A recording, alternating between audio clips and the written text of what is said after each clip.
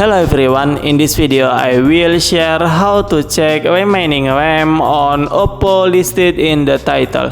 Okay, let's get right into the tutorial. Don't forget to click like and subscribe. Okay, later you can see remaining RAM on your phone in recent apps. First, open your settings menu. Okay, next you open home screen and lock screen, yaps. Okay, next you open recent text manager. Okay, next in display RAM or memory information for recent text, you click enable. Okay, next I will check. Okay, you click recent apps.